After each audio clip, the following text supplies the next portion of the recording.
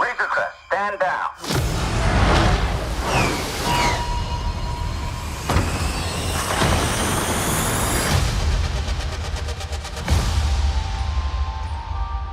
I'm here on business. I need your help. I've been quested to bring this one back to its kind. If I can locate other Mandalorians, they can guide me. This is no place for a child.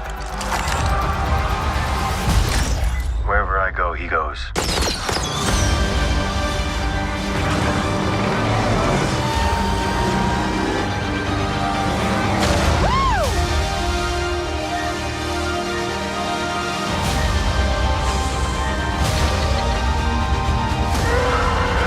Here we go. The Mandalorian. New season streaming October 30th. Only on Disney+. Show me the one whose safety deemed such destruction. You must reunite it with its own kind. Where? This you must determine. The songs of eons past tell of battles between Mandalore the Great and an order of sorcerers called Jedi.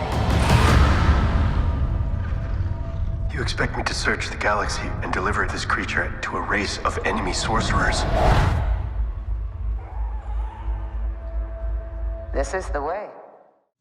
Welcome back, everyone. It's Charlie. This is The Way. This is going to be my new Mandalorian Season 2 trailer video. We got a bunch of new footage, a bunch of Easter eggs, so we'll break it all down. If you're new to the channel, be sure to subscribe to get all the videos. I will be doing videos for all the episodes during Season 2, just like Season 1. You just gotta hold out for a couple more weeks, then things will be alright. So I'll just go through this shot by shot and talk about Easter eggs as we go along. Starting with the voiceover of the Rebel pilot yelling for the Mandalorian to stand down when they're chasing him through the clouds. It sounds kind of familiar, I can't quite place the voice, but usually they get special guest stars to do all those roles. So if someone sounds kind of familiar, they're probably someone special, but usually you have to wait till the actual episode drops to get them in the credits to find out who it actually is. You also probably remember the special cameos from Season 1. There were 3 Rebel pilots that they had during Episode 6, I believe, including Dave Filoni himself. They actually used the same X-Wing to film all those scenes. They had a big behind the scenes for it. They just sort of swapped out when they filmed each different pilot filming their lines. It's hard to tell which planet they're on when this is happening, but this actually looks very reminiscent of Cloud City when Lando's ships chase the Millennium Falcon through the clouds.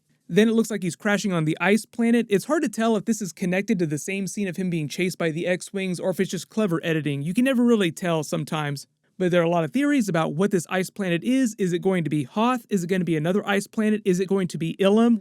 The reason why Ilum is such a sacred place to the Jedi and important for their history is because they went there for thousands of years on pilgrimages to find kyber crystals to use to construct their lightsabers. The problem in present day, around the time that The Mandalorian is taking place, is that by the time we get to Return of the Jedi, the Emperor had strip-mined Ilum of pretty much all the kyber crystals, so even though there are sacred Jedi temples that are there, you couldn't actually go there to find more kyber crystals to build new lightsabers. Then within about 30 years of that, by the time you get to the events of the new trilogy and The Force Awakens, the First Order wound up terraforming Ilum into the Starkiller base, so that obviously winds up blowing up by the end of that movie because they were going for a third Death Star reference. But after the movie came out, they actually revealed that that planet once was Ilum.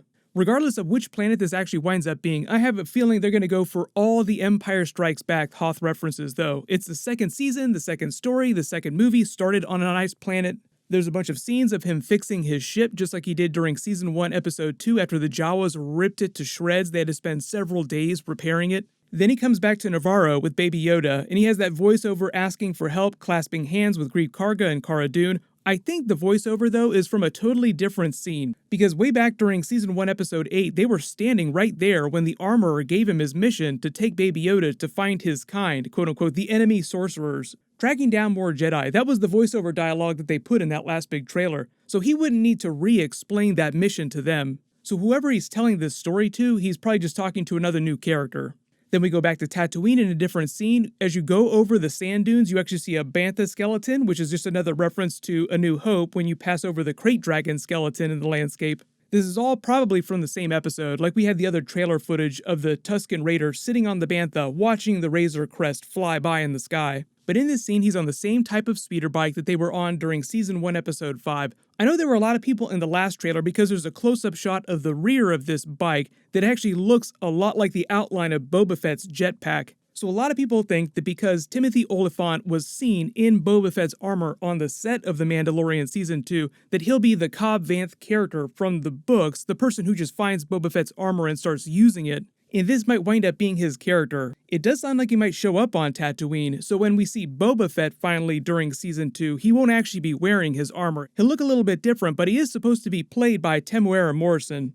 Then we get the same scene of him entering the fighting arena with the Gamorreans just going at it in the ring, and he starts talking to the Bisson, the creature with one eye, about Baby Yoda. The Bissons are actually a race that are native to Biss, in the deep core, as the name implies. In Dark Empire, it was where he stored all of his younger clones that were supposed to be around age 18, something they kind of did during Rise of Skywalker with all the clones. But we get a much longer version of that takedown scene, with the whistling birds and Baby Yoda just yeeting, closing his shell. Everyone I've seen posting about this scene thinks that this character is actually being played secret guest cameo by either Jon Favreau or Mark Hamill himself, because Mark Hamill had a super secret cameo as the EV-99 droid serving people in the Mos Eisley Cantina during Season 1, and you wouldn't have known it was him from the sound of his voice unless they told you that it was him. We'll have to wait to the credits of the episode to actually find out who it really is, but it doesn't sound exactly like either one of them, so post all your theories about who this might be in the comments.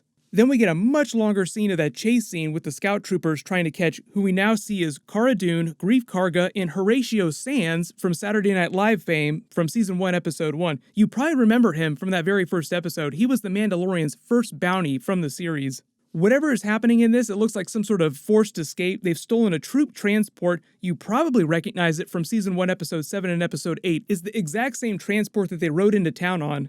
People think that this planet might be Sullust because of all the black rock and the lava in the background, but it could be back on Navarro, it could be somewhere else. Anytime I see lava planets in Star Wars, I always feel like they're trying to make some sort of Mustafar reference too.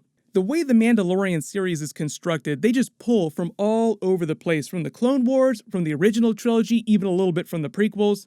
But all this other footage is from that same Imperial base that they infiltrated, all these different action scenes. It could have something to do with them rescuing Mando's bounty from Season 1 because they need him for something else. There's a much longer scene of all the TIE Outlanders taking off with the wings folding up, coming after them, probably later during the chase scene. Then you have the Mandalorian taking off in his jetpack with his big call to action. Here we go. There's a little bit of new Baby Yoda footage during this, like you see him peeking from around the bulkhead here in surprise or curiosity. It doesn't seem like anything really dangerous is happening here, and it doesn't seem like the same metal of the bulkheads from the Imperial base. A lot of the footage of him throughout the episodes in Season 1 was just crawling around the ship, just poking around in things, or trying to hide from some of the other bounty hunters like Episode 6. So don't be surprised if he starts just popping up all over the place inside the Razor Crest in really small moments.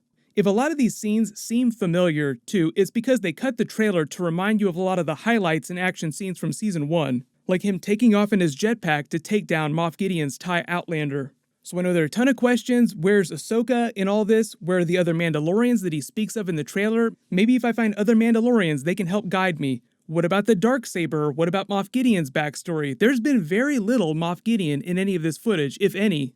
And then also, what about Season 3 and Season 4 that Giancarlo Esposito was talking about? I've already done a video about that too, so if you didn't hear, Giancarlo Esposito made this funny comment. He was kind of joking, kind of not joking, that we would really get answers about the big questions that the show raises by Season 4. So even though they're supposed to start filming Season 3 later this year before the end of 2020 so that they can get it out by next year on a regular yearly schedule, they'll probably just roll straight through into Season 4 just because the show is so overwhelmingly popular. They just want to get it out as fast as possible.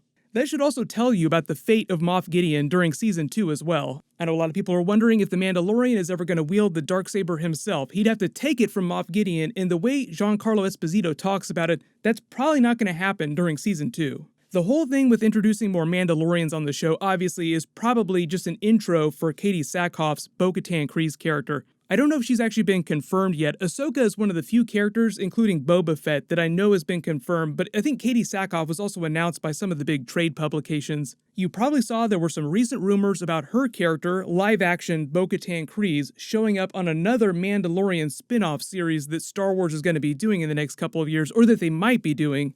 That has not been confirmed yet, though. Supposedly, they're also thinking about doing a spin-off series for Cara Dune. I think it makes sense. It just depends on how excited you are at the thought of a Cara Dune series. They said that they were developing a number of different spin-off series from The Mandalorian last year, so it could be any number of different types of shows that they just pull out of whatever stories they set up during Season 2.